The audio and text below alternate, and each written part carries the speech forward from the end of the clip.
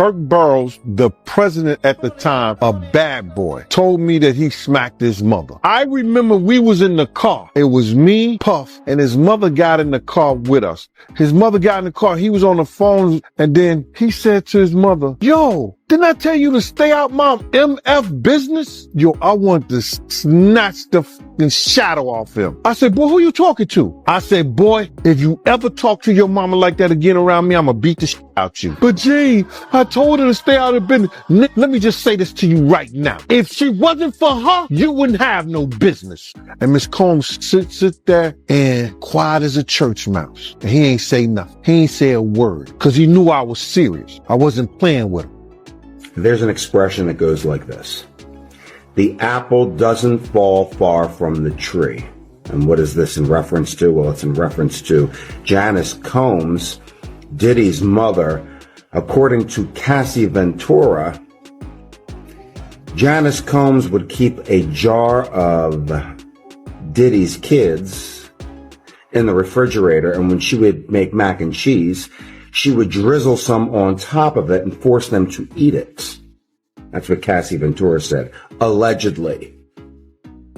Not only that, one of Diddy's childhood friends allegedly claims that Janice Combs would have freak-off parties of her own while Diddy watched, explaining his behavior.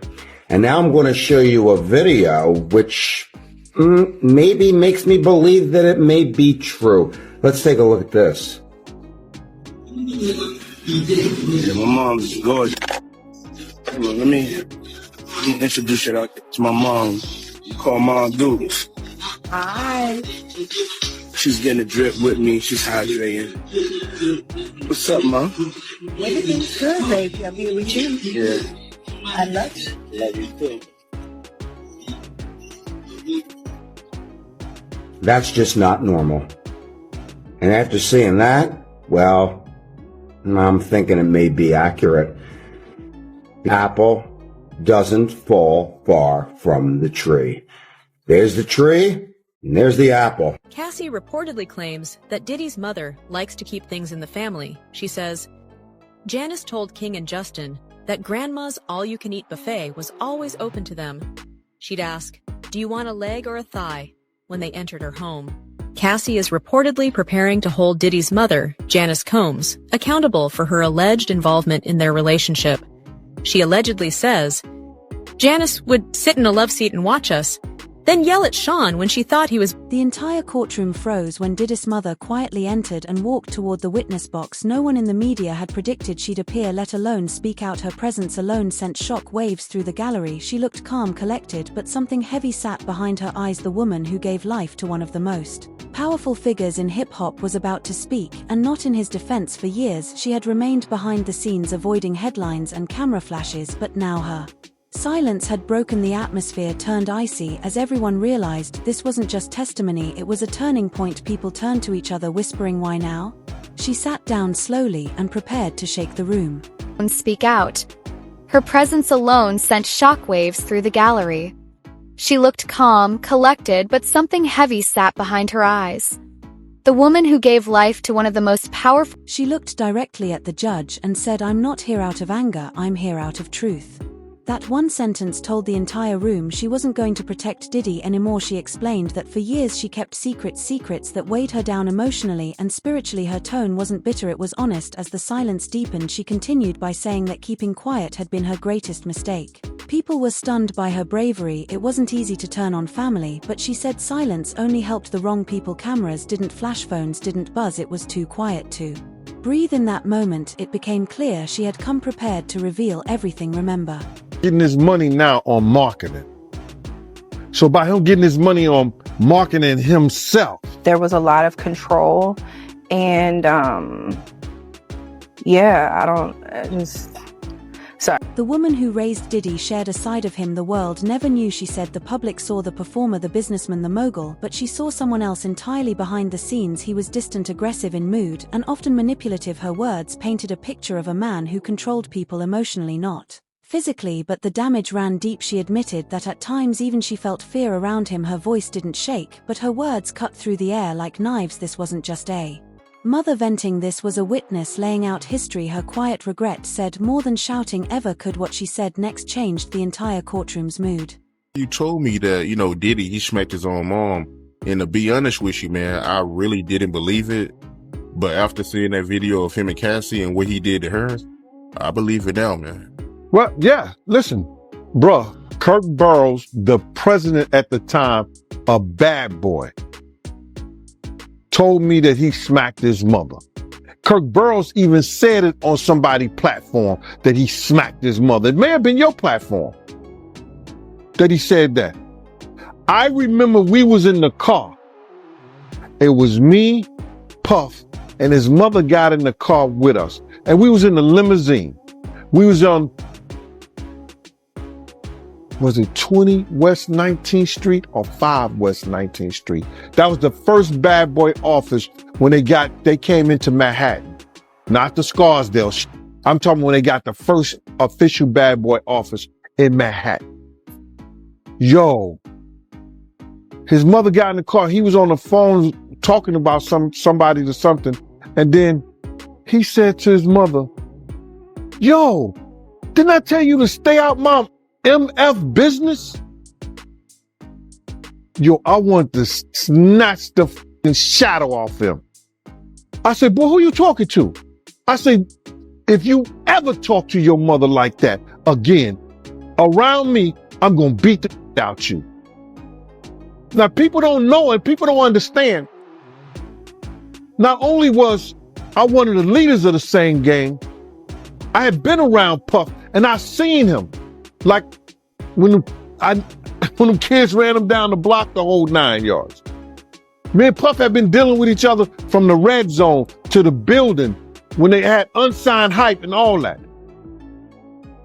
So y'all thinking that, oh, this is his bodyguard and everything like that. Y'all call them OGs, y'all call them lieutenants and everything like that. I was one of the leaders of the same gang at the time. And I'm not going to let him, as a man and as a person that I am, disrespect his mama. I said, boy, if you ever talk to your mama like that again around me, I'm going to beat the out you. But gee, I told her to stay out of business. Let me just say this to you right now. If she wasn't for her, you wouldn't have no business. And Miss Combs sit there and quiet as a church mouse. And he ain't say nothing. He ain't say a word. Because he knew I was serious. I wasn't playing with him. Now, I said this before on your channel.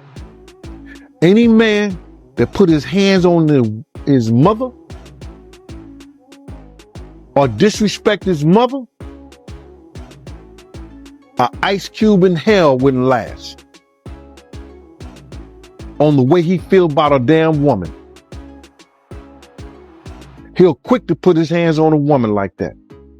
If he do it. The woman who... Her face softened when she began describing the women in Diddy's life. She didn't give names, but her words were powerful. She said she saw sadness in many of them, a kind of silent pain that lingered in the house. Some came and went without ever saying goodbye. Others left in tears, clearly carrying something they couldn't talk about. She admitted she felt guilty for not asking more questions. I didn't want to believe what I saw, she said. Her eyes watered as she described the way they seemed broken when they left, and suddenly Diddy's past relationships weren't glamorous anymore. They were reminders of pain left unspoken. Court leaned in closer, listening harder. Now it was. I believe Kirk Burrows when he said that. Kirk has no reason to lie on Diddy when in fact he lied for Diddy and went to jail for Diddy.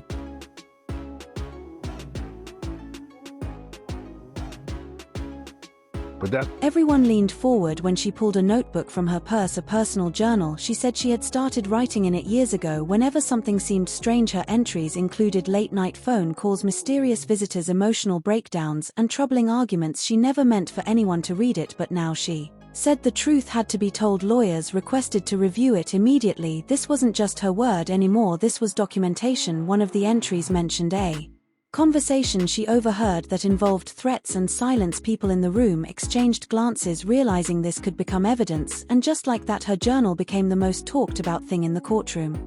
Man, you know, the way they explained it, that, he beat that woman till she was crawling up under a car, man. No matter how small she was crawling up under the car, man. You got to be real scared, man. That's crazy. I know it ain't funny, but it's crazy. He was beating her till she ran up under the car, man. Wow, man. So it got that bad, man? The way they was explaining to me, man. And I'm like, yo, the first thing I want to know, then what did somebody do? Yo, people was grabbing him, but he wouldn't stop. And if you know Puff wasn't no dude that, he was no weak guy, nothing like that. You understand? I seen Puff slam to many of guys. I used to laugh. You know, guys used to come up there and they try to grab him or whatever like that. Puff used to wrestle and play football. So I seen him grab some street dudes that thought they was like that, and he put them on their back quick. No Diddy. Misa was a little thing, beautiful little woman, but Misa was like, cause I used to when I left Bad Boy, check this out, and people don't know this. When I left when I stopped working for Puff, I started working for Misa. Misa called me up, yo, Gene, I'm scared. I'm afraid. I be wanting to go to parties. I be out, and I know Puff or nobody gonna do anything if I got you with me. I used to bodyguard Misa. She didn't go out all the time. She was trying to get her business up. But when she wanted to go to places and be out and be seen, I was with her. You understand? Misa is like, she may be Asian descent, but she like one of those strict, like those down south mothers. She did not play. I used to bodyguard her. And that's because she was afraid to be out. Because she didn't want, if she was out with somebody or she was out doing her thing, she didn't want him to say or do anything to her or nobody else. It was for other. Paused for a long time before saying, maybe I should have spoken up long ago. That sentence hit harder than any accusation. Her eyes welled up, and for a moment she looked much older, like the weight of those memories had aged her. She talked about the guilt she carried for staying quiet, while others may have suffered. I chose family over right and wrong, she said softly. The room felt her pain, even Diddy, who had kept his head down, looked up for a moment. There was no yelling, no courtroom drama, just a mother admitting she'd made mistakes, and in that moment the case felt less like headlines and more like real life. So difficult to reflect on the darkest times in your life. Sometimes you gotta do that. I was up. I hit rock bottom. But I made no excuses. My behavior on that video is inexcusable. I take full responsibility for my actions in that video. I'm disgusted. I was disgusted then when I did it. I'm disgusted now. I went and I sought out professional help. I had to go into therapy and go into rehab. Had to ask God for his mercy and grace.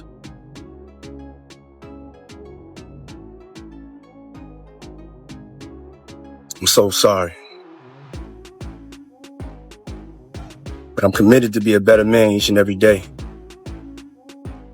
I'm not asking for forgiveness. I'm truly sorry. The apology. Yeah. You made a comment. You said Puff just gave an intro to a song for an apology. Yeah. I feel like that was the intro to a song. I feel like 5 years you're gonna hear that on his on one of his comeback songs. Trying to come back. That's an intro, man. I feel like that was just an intro, man. Well, they're saying, because a lot of people criticize that he didn't say her name, but from what they're saying, the deal that he signed with her when he paid her, yeah, payoffs go two ways. Like, okay, I'm going to give you this and you're not going to do this, but then I'm not going to do this. So they're saying that he's legally not allowed to say her name anymore. That's why her name wasn't mentioned. I heard he didn't give her 30 million. I heard he gave her in the singles. Yeah. Single millions. That's what I heard. I heard in the low single million digits. Yeah. Which, at the end of the day, is still a lot of money, because in lawsuits like that, when you talk about physical, it's tax free. You don't pay taxes on it. So I still think she should have got more than that. Did you see that video? Yes.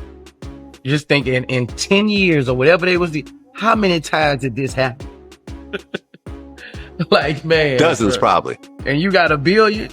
You got $1 billion. So, I mean, I think she got beat. I think it was a quick grab for some money and she took it too fast. Well, remember, he gave it too fast and she took it too fast. Well, remember, he had put up the statement. He said, "Enough is enough. For the last couple of weeks, I've silently sat and watched people try to assassinate my character, destroy my reputation and my legacy. Sickening allegations have been made against me by individuals looking for a quick payday. Let me be absolutely clear. I did not do any of the awful things that are being alleged. I will fight for my name, my family, and for the truth." Sean Diddy Combs. That did not age well. Yeah, the feds was watching. Okay. Okay. Well, they're saying watch this video. That they're saying that the feds may have leaked this as a precursor to filing charges. Feds got like, okay, you never did none of this? That might have been one of the videos they got from the house raids. Okay. In a revealing interview with Piers Morgan, Combs' former head of security, Roger Bonds, shared his insights. When asked about the reaction to Diddy's apology video, Bonds offered his perspective. My reaction was, he's up to the same games. You know, my reaction was, he never mentioned Cassie's name in that apology. You know, so to me, he didn't humble himself enough. I think he said what people wanted to hear, not what he felt. That was just my opinion about it. Before she spoke, the case was mostly legal arguments and paperwork, but her words changed the entire energy. Suddenly, it wasn't just about Diddy's business or past, it was about a pattern of silence within families and fame. Even the judge looked visibly moved. Journalists who had covered trials for decades said they had never seen a moment quite like this. Her voice reminded everyone that behind every powerful figure is a real life, a family, a history, and often a lot of pain. The attorneys once focused on timelines and statements now had to deal with emotion, humanity, and the court of public opinion, and her testimony wasn't over yet. You know, he may have used the word "I apologize." For what? He never admitted that he say the video.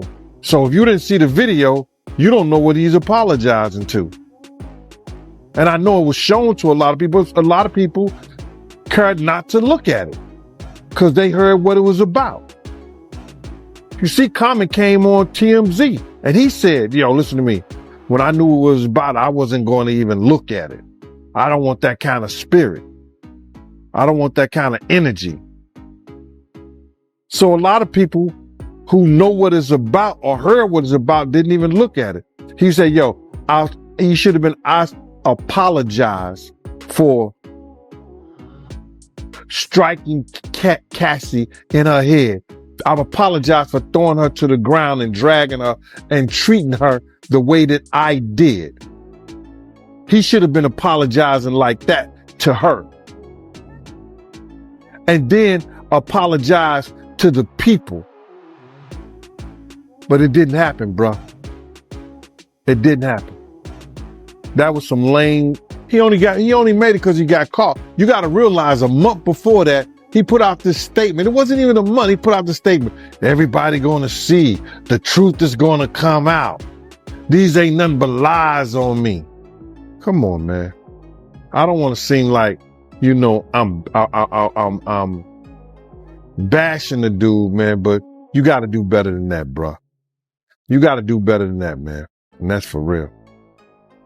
Yeah. I mean, you got a lot of people that feel like, you know, if he was really sincere, you know, he would have apologized once, you know, Cassie came out with the lawsuit, you know? Well, I can understand. You got to realize he's getting his money now on marketing. So by him getting his money on marketing himself, if he could not apologize, if he can get away with it, he's going to do that. Because he knows that's going to hurt him. You understand what I'm saying? He knows that's going to hurt him. So I can understand that from a business point of it. There's no way he can apologize or say some stuff. Or then again, maybe if he did apologize, yo, Cassie, I'm sorry, you correct. I treated you like this, that, and that stuff probably would never came out. Gave her a little 30 million. If he'd have gave her the 10 million, I don't know who's advising him. When she wanted the 10 million, if he'd have gave her 10 million and said, I'm sorry, I apologize, that stuff probably would have never came out. But he didn't do that. He waited until they put it out. And like I said before, now he got to pay the piper. She confided in me about this incident when I was working with her around this time, around 2016. We were working on her sophomore album, and she told me about this situation. Their relationship was volatile for sure. And he, like, you could tell that she was afraid of him, you know, and that there was a lot of Diddy, whether he came to the set to make sure everything was copacetic with you. No, he actually really trusted the situation. Him and Terrence spoke beforehand because Terrence. Wait. Wait. You date P. Diddy? Oh, wow. I did not know this. Yeah. Hold the phone. You know, I typically don't talk about my private life. Well, but forgive me. They put it on the television. They put it on the television. Yeah. Terrence was a bit nervous, and I told Puff about it, and he said, have him give me a call. So we FaceTimed, and they had their man talk, and he said, make it believable. You guys, this is like going to be a great movie for you, and he's proud of us at the end of the day. Oh, it's work. The actor talked to Puff. Yeah. So I didn't know you call him Puff. Yeah, Puff, Sean. Yeah. Cassie comes from our area, Connecticut. Yes, I'm from Do you still have family there? I do, in New London, Connecticut. Oh, that's nice. You getting a chance to see them while you're here? Yeah, they came. We had a screening last night, and they came to it. It was really nice to be with them. That's nice. All right, you can catch Cassie, The Perfect Match, tomorrow in theaters everywhere. Yes. So nice to meet you in person. person. Nice to meet you as well. Thank you so much. Say hello to Puff for us. Yeah. I will. Text him and say we said hi. Can we FaceTime him? What the heck? Let's do it later. Yes. Yeah, all right, cool. He's in California. I always wanted to hang. Hey, Puff. I'm like, yo, I'm in Miami. I'm on the yacht. I'm about to come past your house. Nigga said, pull up, nigga. Me and Cassie, we just laying around. We ain't doing nothing. We chilling. I said, I'm gonna pull up. Then I pulled up, docked to that nigga house, got off, went in there, fucked with the nigga, got on the jet skis, went and kicked it for about 2 hours. When it was time to leave, he's like, nigga, what y'all doing tonight? Bring your wife, let's go out. I like, bet. So me and Puff talking, we kicking it. I'll never forget this. I pulled back up. Puff like, get in the Jeep with me, nigga. He like, nigga, you need to get you some of these Jeeps right here.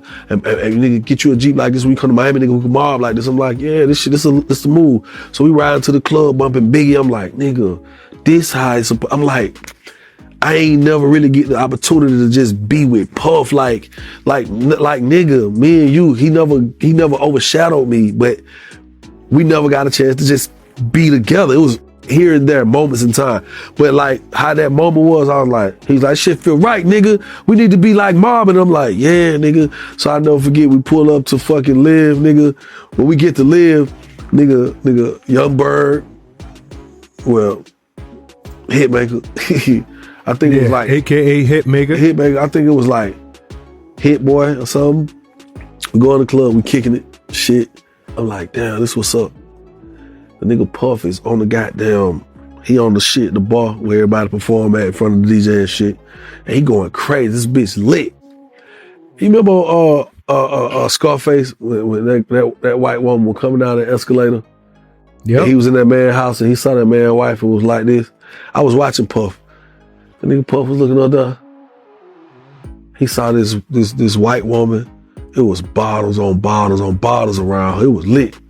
Puff jumped out. Me and Cassie sitting next to each other. My wife right here, Cassie right here. The nigga jumped off the bar, came over and said, yo, Cassie, tomorrow, I want you to shave the side of your head. And I was like,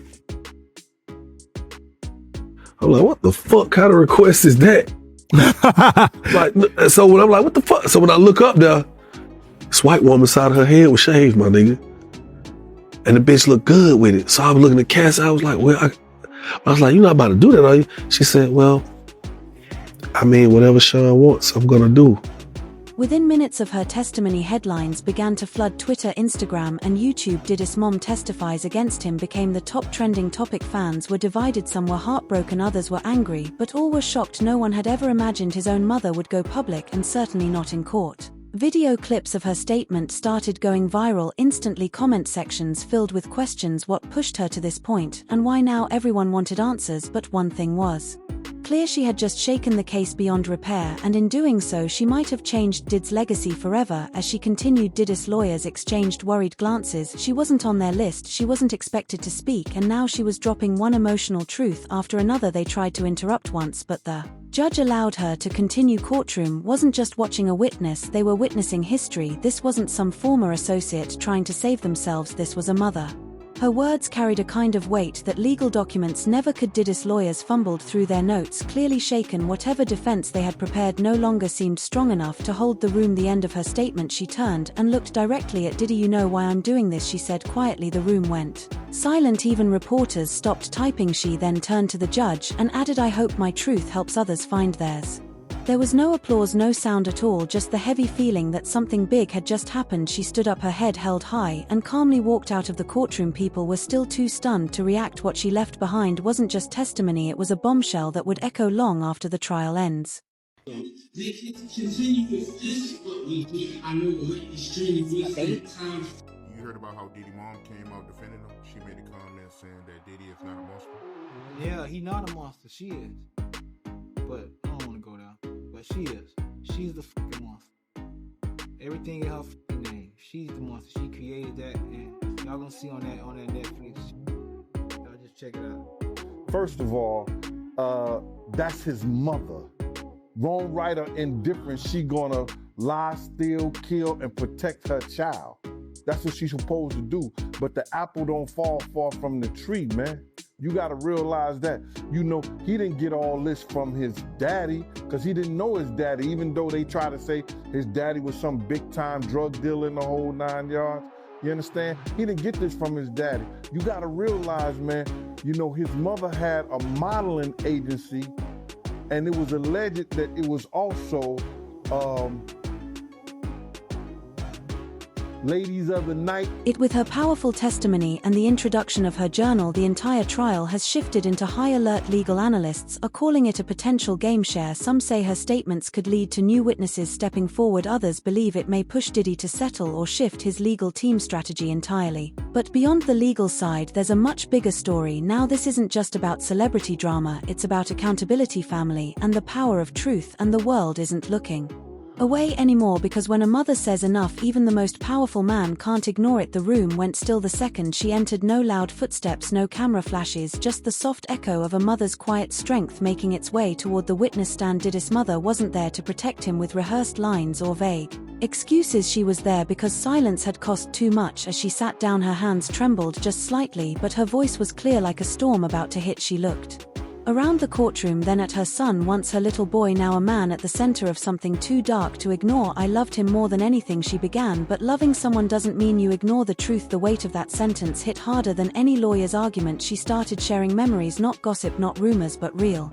moments when she noticed the change in him, when his world became less about family and more about power, control, and fear. She spoke about the girls who visited their home, some with bright eyes that left with none. She mentioned voices behind doors, conversations that turned into shouting, and the night she stayed up wondering who her son had become. Her regret was deeper than anything a courtroom could judge. Maybe if I had spoken sooner things would be different, she said, fighting back tears. But she wasn't there to dwell in guilt, she was there to finally free herself from it. Her testimony wasn't loud, it was quiet, but in that silence every person in the room heard a truth that couldn't be ignored. This wasn't just about one man's secrets, it was about the people those secrets hurt. Her final words left the room frozen. I still love my son, but the truth deserves love too. And with that she stepped down, leaving behind a courtroom no one would ever forget. She said she had started writing in it years ago. Whenever something seemed strange, her entries included late-night phone calls, mysterious visitors, emotional breakdowns, and troubling arguments. She Never meant for anyone to read it, but now she said the truth had to be told. Lawyers requested to review it immediately. This wasn't just her word anymore, this was documentation. One of the entries mentioned a conversation she overheard that involved threats and silence. People in the room exchanged glances, realizing